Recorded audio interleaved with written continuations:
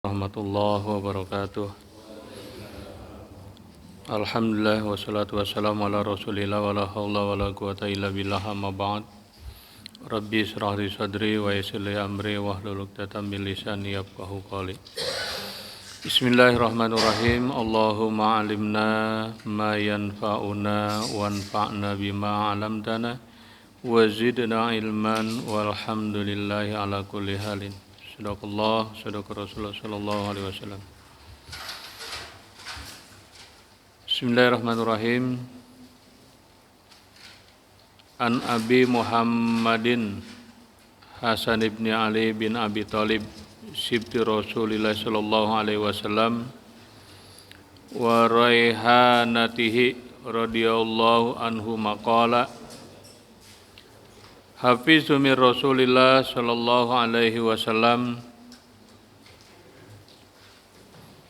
Da' ma yaribuka illa ma la yaribuka rawahu Tirmizi wan Nasa'i wa qala Tirmizi hadisun hasanun sahihun. An Abi Muhammad diriwayatkan dari Abi Muhammad Al-Hasan bin Ali bin Abi Talib sibti Rasulillah sallallahu alaihi wasallam, yakni cucu Rasulullah sallallahu alaihi wasallam, wa raihanatihi dan kesayangannya, radhiyallahu anhuma semoga Allah meridai keduanya, qala bersabda Rasulullah sallallahu alaihi wasallam, qala Hasan berkata Hasan, Hafidzu min Rasulullah sallallahu alaihi wasallam, aku menghafal, memelihara, menjaganya dari Rasulullah sallallahu alaihi wasallam bersabda, da' ma yaribuka illa ma la yaribuka. Tinggalkan sesuatu yang meragukan kepada apa yang tidak meragukan. Jadi kepada sesuatu yang sudah kita yakini. Jadi apa-apa yang kira-kira ini boleh enggak, itu kan suka begitu tuh. Ya. Halal apa haram gitu. Kayak kodok katak gitu, misalnya kan gitu. Dulu haram, sekarang ada yang bilang boleh, halal gitu. Ini halal apa haram. Oh ragu, tinggalin aja. Masih banyak ikan, ada ayam, ada yang lain gitu. Ngapain makan kodok misalnya, ya. Jadi yang pasti-pasti, yang jelas-jelas, ya. Jangan yang masih kita ragu atau yang samar. Samar juga begitu, ya. Karena barang yang samar itu barang subhat itu samar. Samar itu kalau kayak ada di perbatasan. Jadi antara halal dan haram. Nah, itu dia di tengah-tengah. Jadi apa ke kiri apa ke kanan nih, gitu ya. Ada di tengah. Nah, itu tinggalkan. Kenapa? Karena kata Rasulullah, man waqa'a fi subuhat waqa'a fil haram. Barang siapa yang jatuh kepada subhat atau melakukan perbuatan subhat, dikhawatirkan dia akan jatuh kepada sesuatu yang haram. Karena ada di perbatasan. Jadi kalau pengen aman, berdiri di tengah, jangan di pinggir gitu. Subhat itu ada di pinggir jurang, ya. Swapoto di pinggir jurang, jatuh, mati dah gitu. Kenapa? Itu pinggir, dikhawatirkan gitu. Sama seperti orang yang menggembala kambing, kata Rasulullah, jangan menggembala di perbatasan batian rumput orang gitu ya.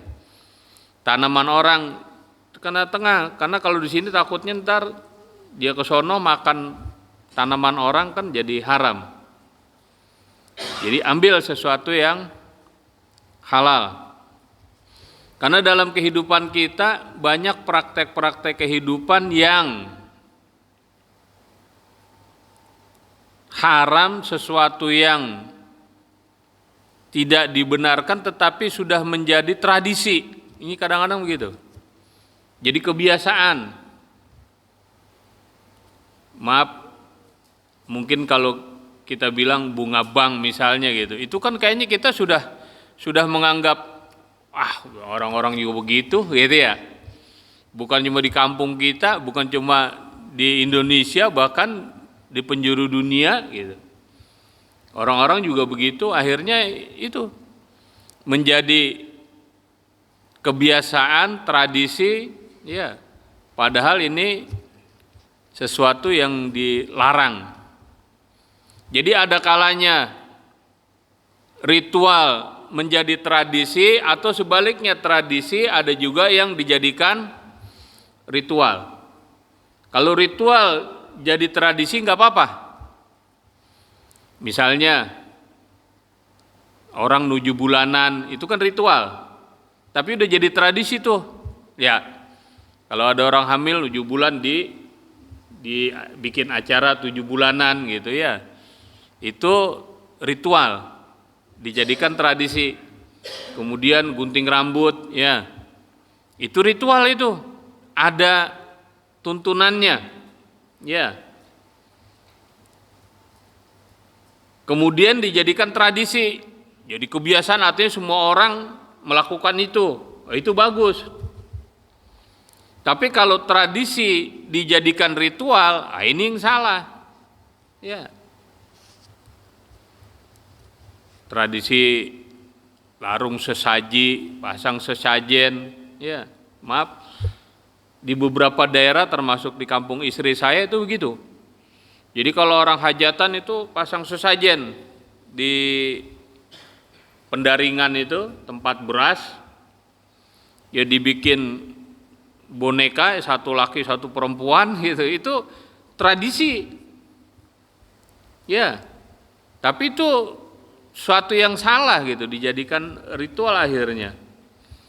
Kemudian pernah saya ceramah di Jepara, di atas saya ceramah itu ada sesajen itu, ada makanan apa tumpeng gitu digantung gitu. Saya suruh turunin langsung. Jadi begitu saya buka ceramah, saya tanya ini apa, turunin, buang, atau kalau masih bisa dimakan makan, kalau enggak dibuang aja. Saya larang itu terang-terangan, artinya suka tidak suka ya memang harus gitu, karena man ra'a minkum munkaran falyughayyir biyadi wa illam yastati fa bilisan. Saya hanya mampu dengan lisan. Ya, kalau nggak mampu lagi dengan hati, ya Allah itu ngapa jadi begitu ya, gitu ya. Tapi kalau yang terakhir itu ada apu minal iman, lemahnya iman. Gitu. Jadi banyak, hati-hati kita. Sudah mulai tersamarkan. Ya, ritual dengan tradisi ini sudah mulai tersamarkan. Akhirnya kita bilang, oh di kampung saya mah biasa kayak gitu. Di kampung saya mah udah semuanya melakukan itu misalnya. Tapi kalau secara hukum agamanya salah, mau di kampung siapa kek, mau seluruh penduduk negeri melakukan itu juga tetap aja salah. Ya. Kayak di zaman Nabi Lut misalnya, orang melakukan homoseksual itu sudah umum. Semua orang melakukan itu. Ya. Bahkan istrinya sendiri itu juga menjadi perantara mungkin ya. Ketika ada malaikat datang dengan rupa yang tampan, itu kan orang-orang pada, siapa tuh tamunya Nabi gitu. Wah, padahal itu malaikat gitu. Tetap aja didemenin juga gitu, karena memang udah biasa. Tapi akhirnya apa? Allah murka. Ya Allah murka. Diazab Nabi Lut, dibinasakan semuanya umatnya, kan gitu. Kenapa? Karena kemaksiatan. Makanya Al-Quran bilang akan diturunkan oleh Allah ya keberkahan dari langit dari bumi gitu ya. Kalau kita melaksanakan syariat perintah Allah. Tapi kalau tidak, azab Allah yang akan turun. Itu. Jadi makanya ya perintah laksanakan, jangan kita anggap nanti azab turun. Ada beberapa daerah ya kita nggak sebutkan lah. Informasi dari teman-teman daerah sini terjadi gempa, banjir bandang, apa segala macam gitu ya. Ternyata begitu ada informasi dari sana, kelakuan masyarakat di situ negatif. Jadi ada kebiasaan perbuatan dosa yang dilakukan oleh masyarakat yang sudah menjadi tradisi. Artinya semua orang melakukan itu. Lama-lama Allah marah, turun azab.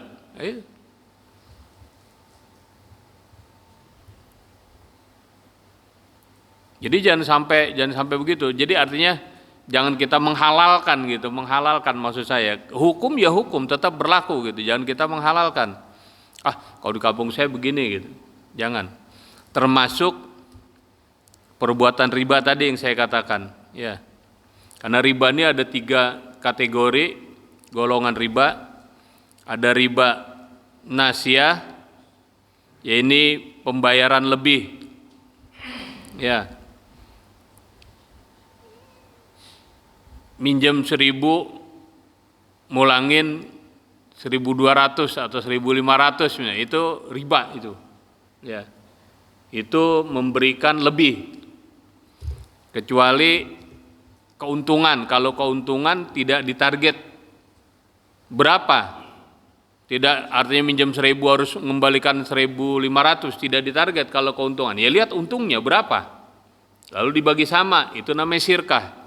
Syirkah itu artinya bersekutu, bekerja sama gitu. Itu syirkah namanya. Silakan. Tapi tidak dikatakan harus 2.000, 3.000 atau berapa, tidak. Hanya prosentase. Keuntungan prosentase dari invest yang kita sudah masukkan. Kalau dia invest 50-50, ya keuntungan harus bagi 50-50 gitu. Harus itu namanya syirkah, silakan. Tapi kalau sudah ditetapkan, belum ketahuan untung ruginya berapa, sudah minjam 1.000 kembali 1.500 atau 1.200 misalnya, itu sudah riba, itu nggak boleh. Ya karena bukan syirkah itu. Kalau syirkah itu dilihat nanti untungnya berapa gitu. Dan ketika rugi, ya rugi bareng. Itu syirkah. Tapi kalau riba, nggak ada cerita rugi dia. Bandar nggak ada ruginya. Pokoknya mau untung mau rugi sekian. Minjem 1.000 ganti 1.200 misalnya, itu riba. Nah ini riba nasiyah ini yang seperti itu. Jadi harus kita pahami. Nanti jenisnya macam-macam. Jenisnya macam-macam, apa aja itu? Bukan hanya berupa uang, ya, bisa juga berupa makanan, bisa juga berupa macam-macam. Itu riba nasiyah, artinya meminjam dengan mengembalikan sesuatu yang lebih. Kemudian yang kedua, ini garis besarnya ya, di kita yang lebih paham nanti dalam kehidupan kita di masyarakat ini masuknya kemana gitu. Hal-hal tadi itu. Riba fadl. Artinya melebihkan tukaran barang yang sama, ya, tetapi dilebihkan. Ini lagi rame uang baru, ya, rupiah baru nih. Terus biasanya kalau mau Lebaran tuh, Idul Fitri juga ada penukaran uang tuh, ya. Duit kita 1 juta, dapatnya berapa? 900 misalnya ya, atau 950. Itu nggak boleh tuh riba. Riba nggak sama-sama duit, ya nggak boleh itu riba. Kan kita nukerin dapat duit baru, walaupun karena nilainya sama, duit juga, ya itu nggak boleh tuh, jangan tuh, ya. Kalau nukarin di bank kan tetap ya uang kita 1 juta dikembalikan 1 juta, tapi kalau di jalan-jalan itu, ya itu kan ada di jalan tuh banyak tuh pakai tumpukan duit ya. Kadang-kadang pernah terjadi di TV itu berita begitu dihitung ternyata kurang, tumpukannya dikalah-kalahin, waduh. Akhirnya sampai terjadi keributan di TV pernah ada, kebetulan yang ditipu anggota DPR lagi, ya akhirnya bermasalah. Itu makanya jangan tuh, ya penukaran uang yang itu ditukar lebih, itu nggak boleh. Atau beras dengan beras, karena satu beras pulen satu beras perak gitu. Yang beras pulen 10 liter, beras perak 15 liter gitu, karena perak nggak boleh tuh, sama-sama beras, ya. Jadi kalau mau dihitung harga, ya akad dulu jual beli, diadakan akad jual beli. Kalau dia tukar langsung karena jenisnya sama-sama beras, nggak boleh. Walaupun yang satu pulen, yang satu perak misalnya. Jadi akad dulu jual beli. Yang pulen kita beli misalnya, terus yang perak kita jual, gitu. Ada akad. Kalau itu boleh, karena akadnya jual beli. Tapi kalau tukar dengan melebihkan, itu namanya riba. Itu nggak boleh. Nah, nanti macam-macam tuh dalam kehidupan. Prakteknya macam-macam, tinggal kita lihat aja. Kita lihat, kira-kira ini masuk yang mana nih, gitu. Masuk nggak dalam 3 golongan ini? Ya. Yang ketiga, riba yad. Artinya membeli barang yang belum ketahuan, belum jelas. Kalau istilah orang dulu, beli kucing dalam karung katanya, ya, beli kucing dalam karung. Ngeong, wah bener kucing nih gitu misalnya, ya suaranya kucing gitu. Tapi dalam karung kita kagak lihat, kagak taunya kakinya gempor ya. Misalnya kakinya patah atau matanya picek, suaranya bener ngeong gitu. Misalnya ya. Itu tidak boleh. Atau biasa di kampung-kampung termasuk di Bekasi. Istilahnya apa kalau orang kita? Yang kalau belum panen masih di pohon udah dijual. Apa tuh? Ijon. Ya apapun namanya dah. Di sini ada itu banyak. Saya tetangga saya di kampung gitu. Di sini rambutan yang banyak tuh, rambutan. Jadi dia punya pohon rambutan 3-4 biji udah juta misalnya gitu. Tapi bukan dijual pohonnya enggak, atau tanahnya enggak, buahnya saja. Itu buah masih pada mentil, belum jelas, kan bisa jadi kalau kena hujan rontok dia. Misalnya ya. Kena hujan rontok, kan rugi yang beli. Atau misalnya tahu-tahu bagus, karena dia kan buahnya terus tuh.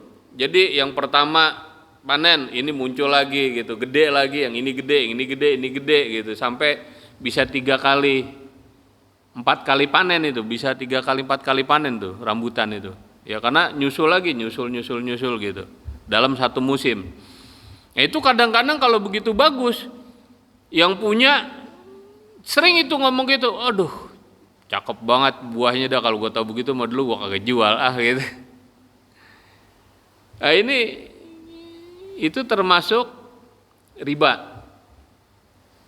Atau panen yang belum panen padi. Kalau yarnen beda. Yarnen boleh. Karena yarnen itu singkatan bayarnya kalau panen gitu. Jadi dia pupuk ngutang nih misalnya, atau ngutang apalah, biasanya pupuk atau apa ngutang, berapa nih, 1 juta 2 juta atau berapa gitu, ntar kalau panen saya bayar, itu utang lain, boleh kalau itu, karena nanti hasil panennya tetap kita yang ngambil, kemudian kita bayar ke sini gitu, jadi tempo. Tapi kalau misalnya padi belum gede, belum ketahuan, udah kita jual, tau-tau banjir, bandang kan puso semuanya, habis. Ya, nah itu juga riba, nggak boleh. Atau bursa, baik bursa efek maupun saya pernah dulu ikut seminar bursa komoditi. Jadi lucu lagi, komoditi itu komoditas pertanian internasional. Dulu waktu itu yang ditawarkan jagung, wol gitu diantaranya yang internasional, ya gandum. Jadi petani itu baru nanem, dia kagak tahu-tahu petani mah. Di sini udah dijual belikan nih, di bank itu sudah diperjualbelikan di bursa itu, bursa komoditi. Katakan gandum per tonnya, jadi hitungannya per ton dia bukan per kilo. Per ton katakan 100 atau 10 juta, misalnya per tonnya 10 juta misalnya. Itu diperjualbelikan. Nanti kita beli dapat apa? Bukti. Ya bukti bahwa kita beli berapa ton kita beli. Itu cuma via komputer, via handphone aja, Pak. Klik transaksi gitu. Jadi kayak bursa efek begitu juga, nyari duitnya dia jalan-jalan kemana-mana, tapi dia bisa kerja. Kenapa? Dia pakai handphone aja, klik, wah nilai dolar naik, kita punya, kita jual, tinggal enter aja, klik, jual, dapat untung, masuk udah ke rekening. Nanti kalau begitu turun lagi turun, kita beli. Itu kan teorinya gitu, teorinya. Tapi kan tidak segampang itu, karena banyak pengaruh politik, pengaruh iklim, pengaruh ekonomi, pengaruh macam-macam, itu mempengaruhi ekonomi dunia, termasuk tadi bursa itu komoditi. Itu kita beli tuh gandum. Nah nanti itu setahun sebelum panen, mungkin petani baru nanam atau belum nanam, tapi kita udah jual beli di sini. Via bank tuh, via elektronik. Ntar ada fluktuasi tuh. Wah, harga gandum naik. Kemarin kita beli 1 ton 10 juta, tahu-tahu naik jadi 12 juta. Jual. Udah kita jual semuanya. Klik, kita punya berapa ton kita jual. Langsung masuk ke rekening. Masuk itu, Pak. Ke rekening kita, karena kita sudah invest di situ. Harus ada invest dulu baru bisa transaksi. Kalau nggak ada invest nggak bisa transaksi. Invest melebihi harga yang kita beli tadi gitu. Jual untung. Begitu wah gandum turun, itu petaninya nggak tahu gitu. Wah harga gandum turun, kita beli di situ. Begitu turun kita beli, oh lagi murah nih, beli, kita borong berapa ton, kita borong. Nanti kita hanya mempelajari itu aja, ngelihat fluktuasi naik turun tadi. Sama Palas itu valuta asing begitu juga, naik turun, nilai dolar, nilai rupiah naik apa turun, apa tetap apa itu. Tinggal begitu doang, asal begitu naik kita jual. Teorinya gitu, asal turun kita beli, riba. Nah, barangnya belum ada. Ya. Barangnya belum ada, dijual, dibeli. Tapi ketika kita biarkan, katakan kita beli 1 ton, kita biarkan gitu, kita nggak transaksi, kan kita udah uang kita berkurang tuh, udah otomatis tuh di bank berkurang, di rekening kita berkurang, karena sudah melakukan jual beli tadi ya, udah berkurang. Nanti kalau udah jatuh tempo, itu udah dikasih tahu jatuh tempo, katakan tahun sekian, bulan sekian, tanggal sekian, itu jatuh tempo. Kalau kita nggak jual, dikirim ke alamat kita. Tahu-tahu gandum nyampe berapa kontainer misalnya, wow dikirim ke kita. Itu salah kita sendiri. Jadi kalau kita nggak perlu, ya buru-buru dijual gitu. Itu juga sama. Saya pernah nggak tahu dulu, nggak ngerti gitu, cuma ngikut gitu. Ada seminar seperti itu, ternyata ya kayak gitu. Bursa komoditi, termasuk bursa efek, bursa palas, ya, valuta asing, itu juga riba, bentuknya riba. Nah, tinggal kita yang paham, itu maksud saya. Dalam kehidupan kita kan kadang-kadang anunya beda-beda, ya. Kalau istilah Jadul MZ, Firaun gaya baru gitu ya. Dulu Firaun, ada lagi Firaun sekarang, tapi beda bentuknya. Bukan seperti raja kayak dulu ya. Lain lagi misalnya itu. Nah, ini tinggal bentuknya beda-beda, tinggal kita lihat. Jangan sampai itu terjadi. Apakah tadi kita penukaran dengan melebihkan atau pembayaran dengan melebihkan, atau membeli sesuatu yang belum jelas, belum kelihatan, sama seperti membeli kucing dalam karung ya, membeli buah yang belum masak, belum panen ya, buah masih pentil udah dibayarin gitu. Wah, itu banyak, itu di sini banyak, masih di Bekasi masih banyak, masih terjadi ya, apalagi di daerah-daerah saya kira banyak yang kayak gitu masih. Ini hati-hati ya, jangan, karena itu termasuk riba. Nah, perbuatan riba ini haram, dilarang oleh Allah Subhanahu wa taala, haram. Itu hati-hati. Sama termasuk, maaf, ar-rosi wal murtasi, ini kadang-kadang kita anggap biasa. Wah, itu pelicin Pak, kalau kagak gitu kagak lancar, kagak licin, peret, seret gitu ya. Itu haram. Kata Rasulullah, ar-rosi wal murtasi pinnar, orang yang menyogok dan orang yang disogok neraka. Hati-hati. Ya banyak itu, karena pengen suatu jabatan apa, nyogok, pengen nyogok. Jangan. Karena itu perbuatan haram. Kalau sumbernya sudah haram, nanti air yang mengalir akan haram juga. Jadi mata airnya sudah tercemar, aliran airnya pasti akan tercemar, akan kotor. Jadi itu, da mayari buka ila malayari buka, tinggalkan apa aja yang kira-kira kita ragu, kira-kira ini halal apa enggak, ini riba apa bukan, ini tinggalkan. Ya kalau kita bisa, kita tanya dulu sama ustadz, sama guru, ini kira-kira kalau yang begini bagaimana nih, ya gitu. Ya, jangan sampai kita jatuh ke perbuatan itu. Bahkan ada satu hadis mengatakan orang yang melakukan perbuatan riba lebih besar dosanya daripada orang yang melakukan perzinahan. Artinya bukan berarti terus, wah kalau begitu gue zina aja jangan riba gitu. Bukan. Artinya apa? Karena jangan sampai gitu loh, maksudnya jangan sama sekali, sedikit pun jangan gitu. Jangan kita bahagia melakukan perbuatan riba karena keuntungan tadi, termasuk ada judi online itu ya, atau pinjaman online itu kan menjerat itu.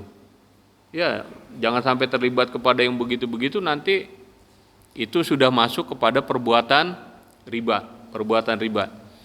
Jadi udah haram. Ya kalau kesonoinnya ya udah haram semuanya.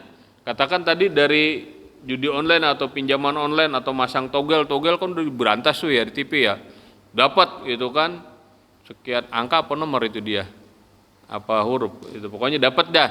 Begitu dapat, kita buat modal maju usahanya, ya tetap aja itu haram semuanya. Kenapa? Dari sumber yang haram, ya usahanya haram semuanya. Jadi pokoknya udah duit haram udah nggak ada semenggah dah, kalau orang Bekasi bilang. Dimakan jadi bara api, ya kita kasih keluarga juga begitu, kita sedekain kagak ada pahalanya, nggak ada nilainya, nggak ada, malah keburukan yang ada.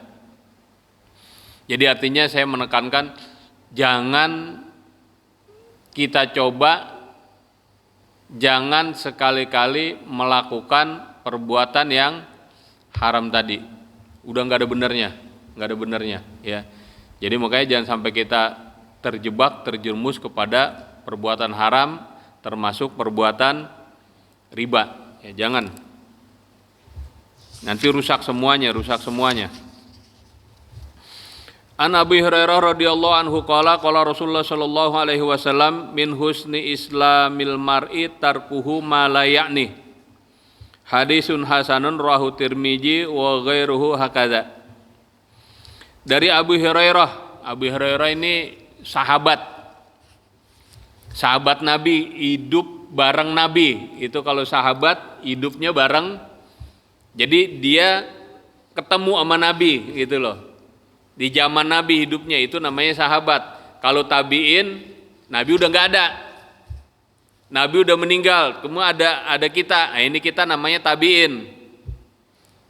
Tabiin itu Nabi udah nggak ada juga. Tabiin di bawahnya lagi anak kita misalnya, itu tabiin gitu. Jadi kalau Abi Hurairah ini sahabat Rasulullah Shallallahu Alaihi Wasallam, banyak dia mengawal bareng kesono kemari bersama Rasulullah Shallallahu Alaihi Wasallam. Qala, berkata Abi Hurairah, qala Rasulullah Shallallahu Alaihi Wasallam, bersabda Rasulullah Shallallahu Alaihi Wasallam, min husni islamil mar'i tarkuhu malayakni. Dari kebaikan Islam seseorang, ya, tarkuhu malayakni, yakni meninggalkan apa-apa yang tidak berguna, apa-apa yang tidak baik, malayakni, nggak ada manfaat. Apa manfaatnya nih? Kagak, tinggalin udah gitu. Jangan dikerjain, kenapa? Kita buang-buang waktu. Waktu itu berharga, Pak. Berharga, ya. Kalau orang Arab mengistilahkan apa? Al waktu kasyaifi fa ilam taktahu kotoaka, waktu itu bagaikan pedang, ya, karena Arab tuh seringnya berperang zaman dulu gitu ya. Kayak istilahnya gitu. Kalau kita nggak bisa menggunakannya, kita bisa terkena pedang itu. Hati-hati kita menggunakan waktu, itu maksudnya gitu. Kalau orang barat bilang time is money, waktu adalah uang. Karena dia bisnis begitu urusannya. Malah ada film itu saya juga kaget itu, In Time judulnya. Ya, belum lama 2 hari 3 hari yang lalu ada itu di TV, In Time. Jadi di dalam waktu.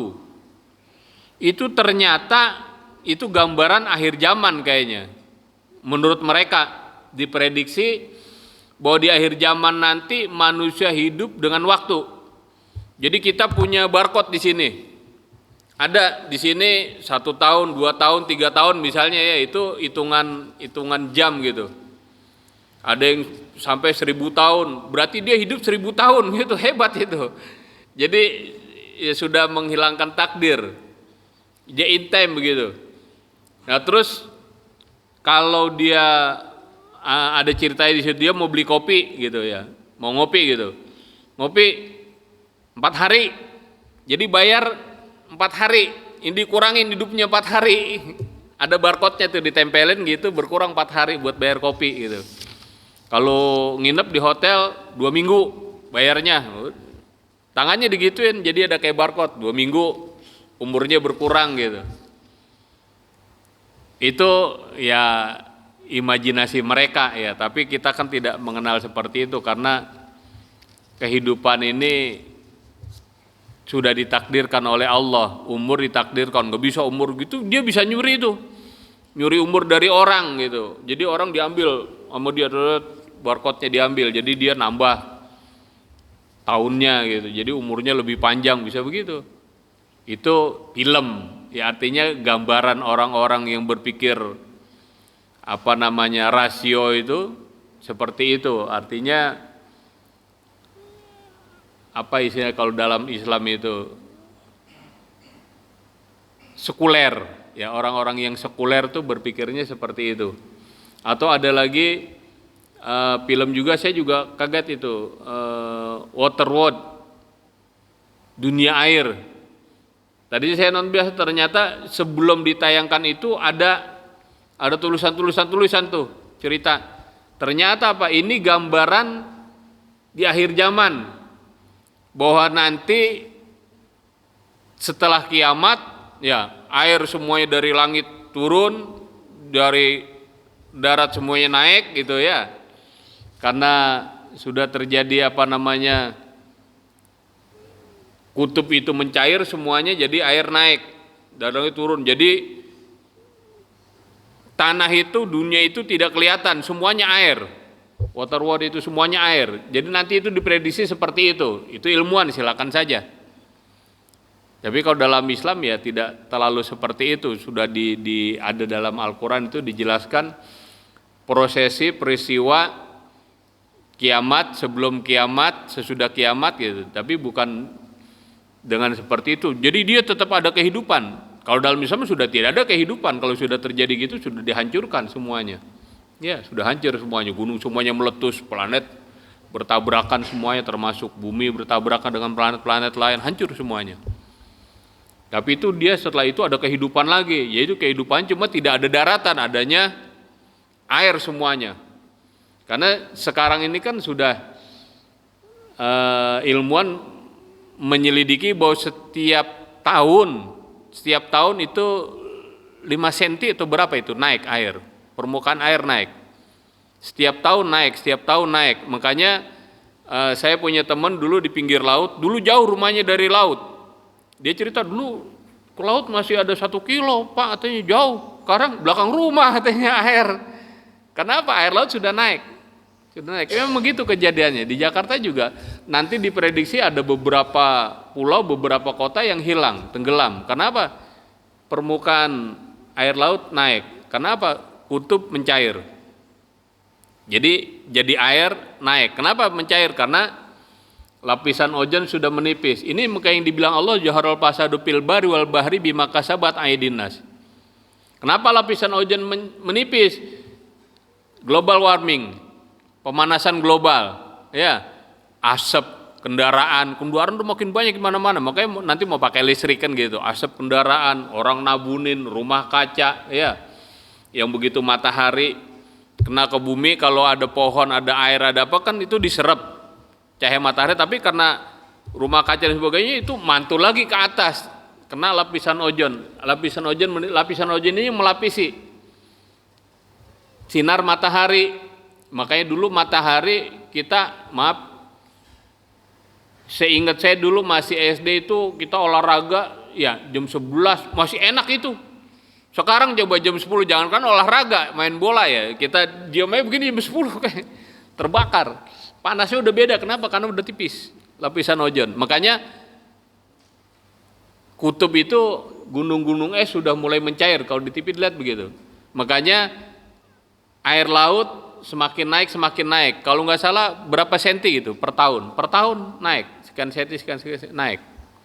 Jadi bisa diprediksi mungkin 50 tahun ke depan ada beberapa pulau atau kota yang hilang. Itu prediksi ilmuwan, tapi wallahu a'lam. Kalau kita lihat kenyataannya bisa jadi. Kenapa? Karena kutub mencair, air laut makin naik gitu.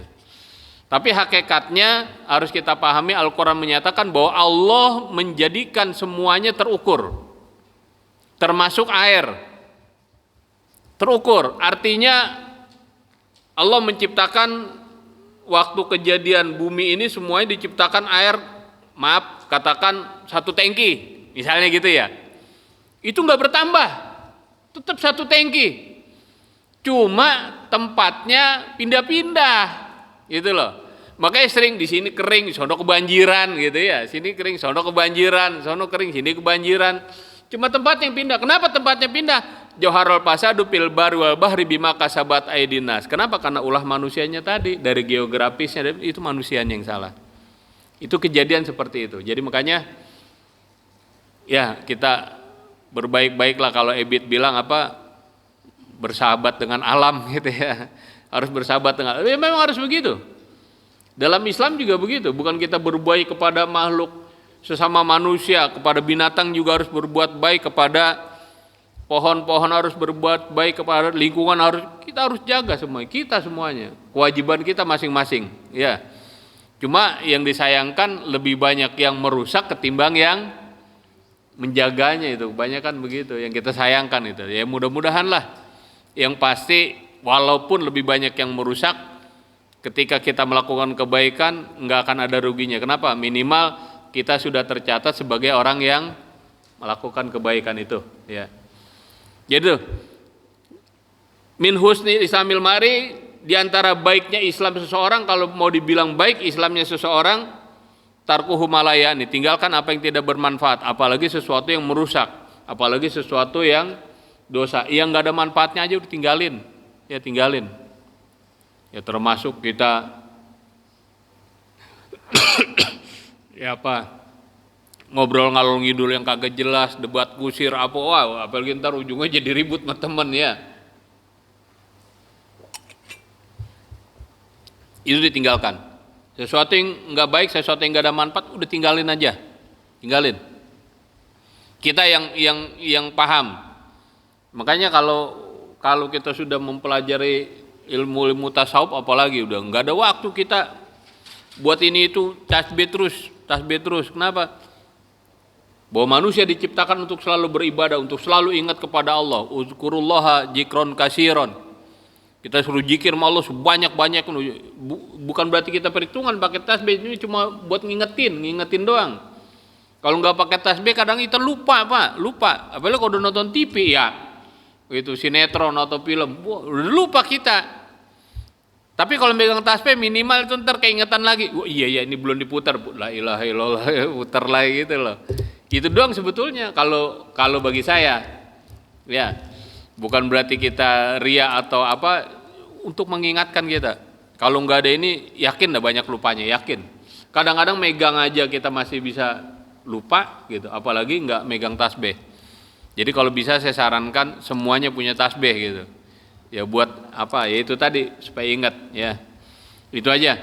Jadi laksanakan apa yang yakin, tinggalkan apa yang ragu. Laksanakan apa yang bermanfaat, tinggalkan apa yang tidak bermanfaat dalam kehidupan kita sekalian. Mudah-mudahan ada manfaatnya. Kurang lebihnya mohon maaf ya, kita mohon kepada Allah kalau itu benar, kita mohon tunjukkan bahwa itu benar, dan supaya kita bisa mengikuti kebenaran tadi dengan sebaik-baiknya. Kalau ada salah, kita mohon tunjukkan bahwa itu salah, dan kita bisa meninggalkan kesalahan tadi dengan sejauh-jauhnya. Bismillahirrahmanirrahim. Taufiq wal hidayah. Wassalamualaikum warahmatullahi wabarakatuh.